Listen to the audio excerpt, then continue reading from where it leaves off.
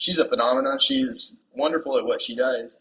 And yeah, I thought she was cute, and I thought she was great at the conference and whatnot. But I knew where I was at. I knew that I was in deep without a paddle, you know. And so I had been on, I had been on the job for a week, and I sat through that first day, and I realized that my little voter registration activities and my political days was not what we were doing. It was much harder, much more complicated, and I had a primary to run in May, just 2 or 3 months out, and so I needed help. And so I'm not saying I used her, but she and I were on the phone just about every day. The full and free exercise of our sacred right and duty to vote is more important in the long run than the personal hopes or ambitions of any candidate for any office in the land. You're listening to High Turnout, Wide Margins, an insider's look at election administration hosted by Brianna Lennon and Eric Fay. Welcome back to another exciting episode of High Turnout, Wide Margins. I am Eric Fay, Director of Elections in St. Louis County, Missouri. I'm here with my co-host.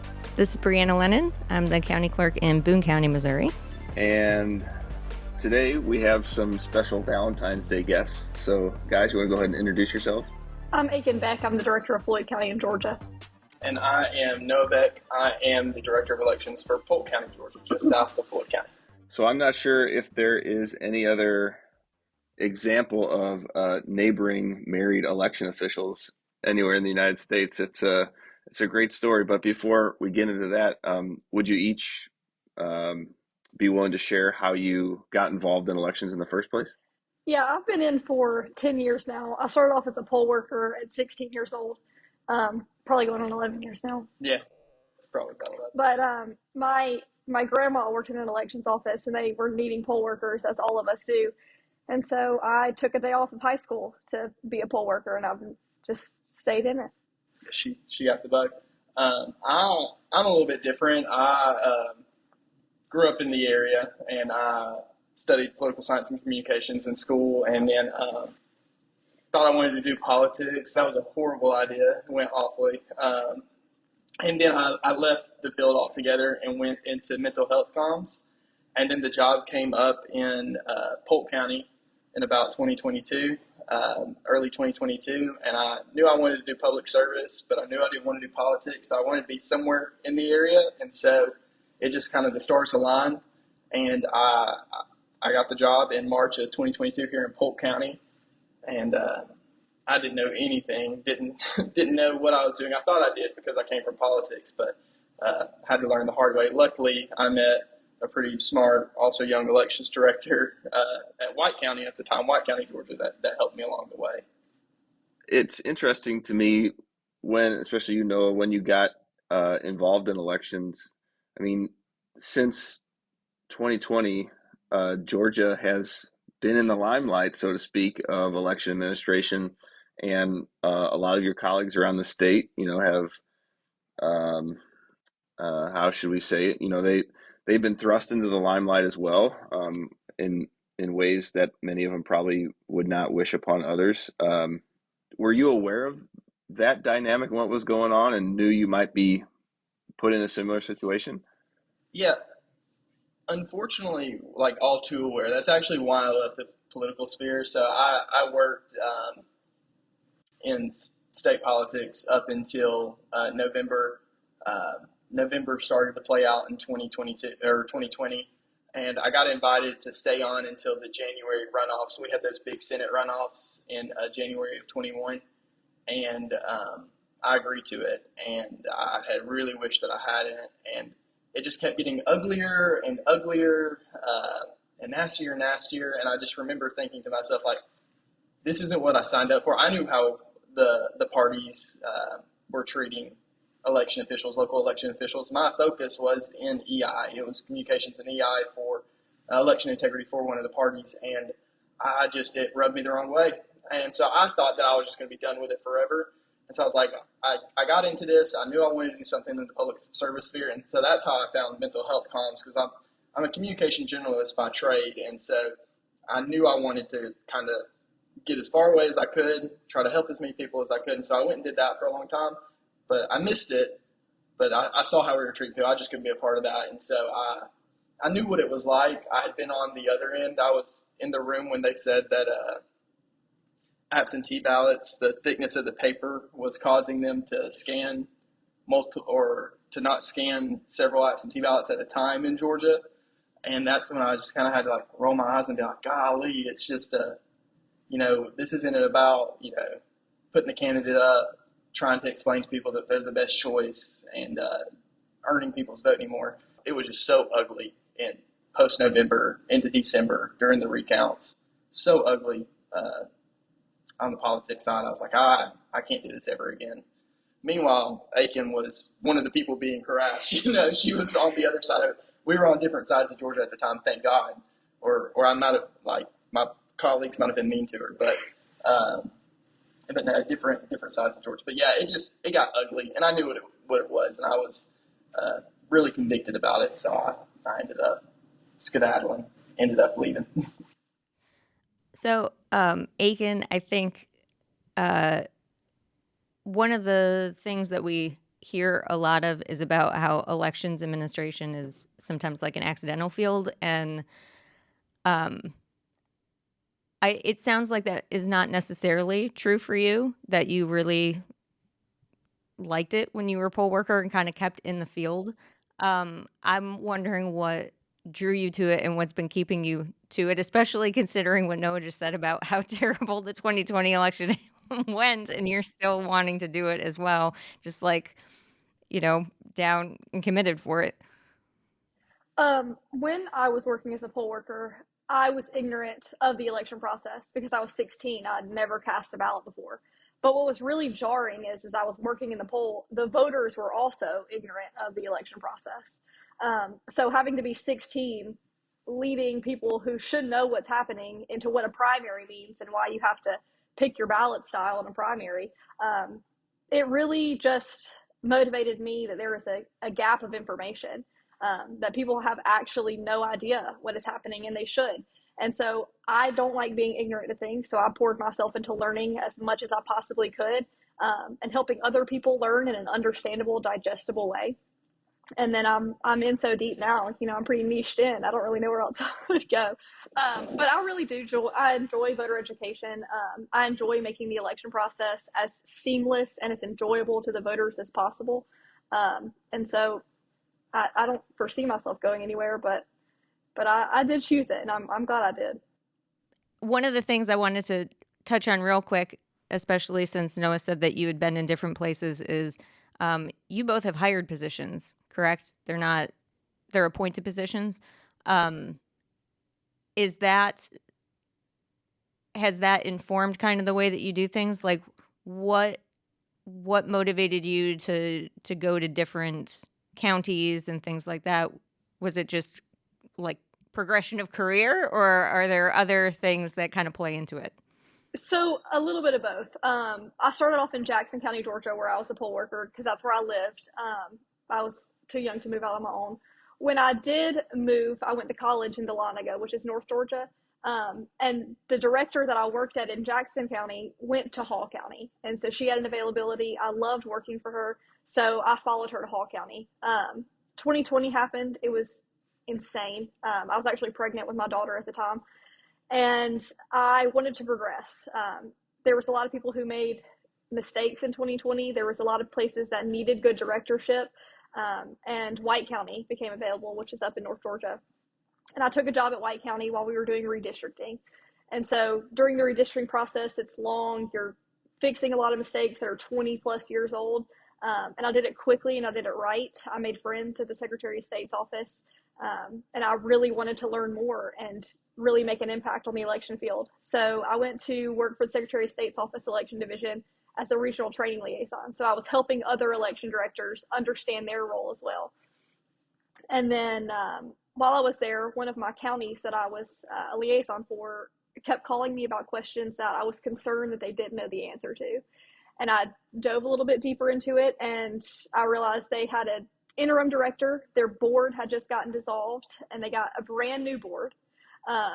Their current interim director was a previous chair of their board that was just stepping in because he was just trying to keep the boat afloat.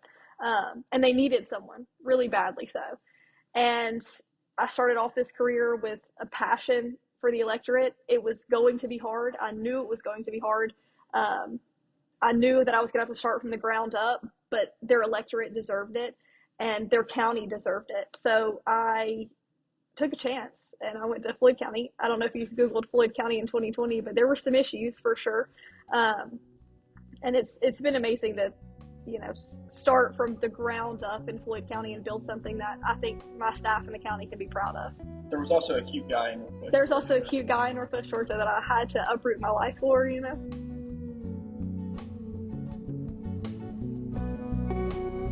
Hi, I'm Brianna Lennon, County Clerk for Boone County, Missouri, and you are listening to High Turnout, Wide Margins, a podcast where we explore local election administration.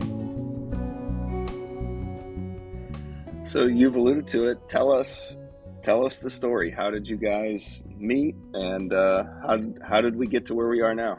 So, that time in White County, we went to what was called Gavrio, which is our state conference every year. I was my first directorship. I was, at the time, the youngest election director in the state of Georgia. And I went to the conference, and my old board chair from Polk County came up to me and said, I don't think you're the youngest election director anymore, but there's a young man here who needs help, and you need help. And so he introduced us, and he's like, "This is Noah from Polk County." I lied and said I knew exactly where Polk County was. I didn't. And I told him that I would help you, no judgment. I'll answer your dumb questions, because there are a lot of questions that seem dumb to people who've been doing this for 20 plus years, but you would have otherwise no idea. And I had no idea. It was like his second week on the job, and he was at Gavrio, and it's an overwhelming experience as somebody who's been doing this for 10 years and is a trainer at Gavrio. So I gave him my number. I added him on Instagram. There's not many people in the election field with active Instagrams, and then we started from there. And not too long after that, she became my liaison. She was at she left White. I met her while she was at White County, but she left and went on to the Secretary of State's office after that. And then she was helping Floyd County a lot more than she was helping me with much scarier problems than she was having to help me with. And they're my neighbors to the direct north. We share a border. That's where I went to college. Berry College is in Floyd County. And so it was, she was working in the area a whole lot, plus a lot of what some people will call like the heavy hitters of Georgia are in Northwest Georgia anyways. And so that's where Akyn belonged. She'll be really modest about it, but I say all the time that Akyn is probably one of 5 people in the entire state that could have fixed Floyd County. And I think she's probably the only one with a tough enough skin to deal with some of the stuff that she has to deal with there, because election denialism is still alive and well in Georgia, and she really, really takes, a heavy brunt of that. Her community has a lot of election denialism in it. And so having the skill set to fix the problems of a county that's losing ballots left and right, that's not properly processing some ballots that have to have their board dissolved by new authorities just granted to the state election board. She's a phenomenon. She's wonderful at what she does. And I thought she was cute, and I thought she was great at the conference and whatnot, but I knew where I was at. I knew that I was in deep without a paddle, And so I had been on the job for a week, and I sat through that first conference day. I think we met on the second or third day. And I sat through that first day, and I realized that my little voter registration activities in my political days was not what we were doing. It was much harder, much more complicated. And I had a primary to run in May, just 2 or 3 months out. And so I needed help. And so I'm not saying I used her, but she and I were on the phone just about every day. And there was a couple of others that helped me along the way. Nancy Boren of Muskogee County. I was lucky enough to sit next to her that first conference day, and I must have looked wide-eyed to her, because I was just like, oh my gosh, I don't know up from down. Like, what are they talking about? It's like they're speaking to me in a different language. And I met a lot of good people along the way. Didn't marry any of them, but this one. But it's been a great road. The May primary went off without a hitch. I just literally would plagiarize every single thing Akyn did in White County, and it worked like a charm. And then she, of course, became our training liaison. She had a lot more time for me to copy off of her. And once you got to Floyd County, a lot of times it doesn't translate from Floyd County to Polk County because they got some big picture stuff going on up there, and so we're just a little peon compared. But yeah, and the rest is history, as they say. We welcomed a son into the world, so now we're a party of 5. We've got a 1-year-old who's turning 1 next week, and so we're a little elections family. Hopefully, raising a couple of poll workers in there, with the shortages. So one of the things that, and since you mentioned mental health too, I'm really curious about, so many people talk about their lack of work-life balance and trying to figure out how to leave their work at work, and you both are bringing it home with you. How does that work? Because, I think Eric and I are in similar situations. Both of our partners are nowhere near elections. They have no interest in ever working in elections, which sometimes makes it easier because, you can commiserate and they're not trying to be like, oh, this is what's happening with my elections office. But have you found that to be helpful, like to have commiseration at home, or has it been hard to kind of keep the boundary? The hardest part really is like the self-control on my side, because like I said, she's got a lot of we call them fans. She's got a lot of fans out there that like to think about her a whole lot, and I dealt with a lot of my election deniers early on, and they accepted what I put out in front of them. And they were willing to work with me and think critically about things. Akyns I call them a different breed. They're just genuinely a different breed. And so when I see the way that they talk about her, they post about her, or the meetings that they're holding about her, it's really hard for me to maintain my level head and see her get treated that way and be cool about it. But that really is like the only thing that bothers me at home, is that I wish I could deal with this, but Akyn's just as capable, much more capable than I am. She's more than qualified to handle, her situations. It just drives me up a wall that I can't go and, kick doors in and, ask people to do better, be better citizens, think more critically.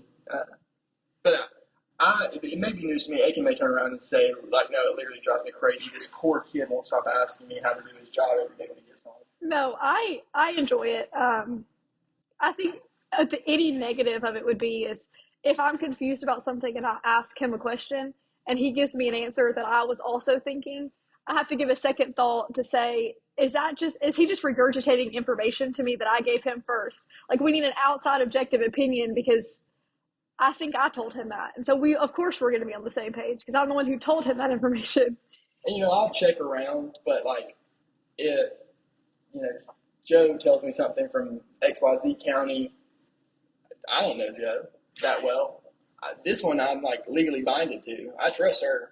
Like she's dependent on my paycheck all the same. Like she wants me to do good at my job. I don't know what Joe's motives are. And so I trust Akyn's word a whole lot. And so I would say like 95% of my knowledge base is what Akyn has guaranteed me is the correct way to do things. All right. So serious question. Just hearing your answer there, Noah, I have to think, Akyn, do you ever mess with Noah in some way? You plant the seed of something will make it hard for him to do something, just to mess with him a little bit? Because I bet it sounds like at the beginning, I bet you suspected there were days that Noah called you with problems that he was just making up that weren't really going on. He just wanted an excuse to give you a call. So I wonder if you try to get him back ever. We pride ourselves in the state of Georgia being first reporting our initial results. I started off that trend because Floyd County was always reporting their absentee ballots at 1:00 in the morning, which is insane. So I started off trying to be the first in the state reporting. Well, we're competitive, so Noah started to try to be the first in the state reporting, and he's beaten me a few times. So I want him to succeed in all things, and I don't ever want to sabotage him until that night. Unfortunately, you're on your own. When it comes to election night reporting, that initial report, I do want him to struggle a little bit for that because I like to win. So that would be the only time. I've never misled him during that time, but I don't think it would be beneath me to do. And I don't think we're ever like misleading each other when it comes to election night reporting. We're just not sending the typical reminders. Yeah, I'm not going to throw you. Report formatting that you have to do to get the report out of your election management server. I might just not remind her, like, hey, make sure you have your precinct population data in. And his server room is so much closer. That's her issue. It's so much closer to his actual computer. And we report so fast, it genuinely is down to step count. Like, we're so quick that the distance between your server room and your computer, the type of USB you use, makes a difference. So I just in the last couple of days, I was at a meeting. I was talking to Zach Manifold from Gwinnett County, and somebody at the table asked him, how are things going in Georgia? What do you think? And one of the things he mentioned was that the turnover has lessened, and one of the points he made was that really the people getting into elections now, especially at the director level in Georgia, are folks who want to be there. Like, they understand what they're getting into, and you two seem to really fit that mold exactly of what he was saying. And so I'm wondering if you both have seen that same thing throughout Georgia. What is the dynamic now? Do you think Georgia election administrators have now kind of come out on the other end of all this controversy, and are we on a better path? I think I'm seeing my colleagues stick around a little more than when I very first got here. It was almost, so 2022 we were gearing up for the first big elections after the 2020 mess when I first got here, and it really was like a whole bunch of vacancies, people that I met once at that conference, and then, went out to pasture. They were done washing their hands of elections and stuff like that, changing careers. I actually am the 5th election director in 10 years when I started at Polk County. Turnover super bad here, and so I've been here now for 3 years. 3 years, and I'll be here for a lot longer than that. And so I think that it's stabilizing from being a newcomer's perspective. Akyn is one of the ones that actually weathered 2020, though, and it's not as many as you would think. After 2020, a lot of the people that I dealt with on the political side are just gone, and some of them had to delete their LinkedIns and stuff like that too because it was so bad. But to me, it looks like it stabilized a whole lot. I think if you weather 2020, and it wasn't the most negative, absolute horrible experience of your entire life, I think we all got thicker skin than we did before 2020. I think it also was a big motivating factor of how can we do this better? How can we do this more transparently, more efficiently? How can we be a resource to our poll workers and our other staff members so they don't feel like they're left out to dry on election day? And I think that we all learned a lot from 2020, and we all became better, or we decided that this was not for us, which is also a valid response to 2020. But I think those of us that weathered 2020 and are here now, I think, as horrible as it is to say, I think we're all better for it. You've been listening to High Turnout Wide Margins, a podcast that explores local elections administration. I'm your host, Brianna Lennon, alongside Eric Fay. A big thanks to KBIA and the Election Center for making this podcast possible. Our managing editor is Rebecca Smith, managing producer is Aaron Hay, our associate producer is Katie Quinn, and our digital producer is Mark Johnson. This has been High Turnout Wide Margins. Thanks for listening.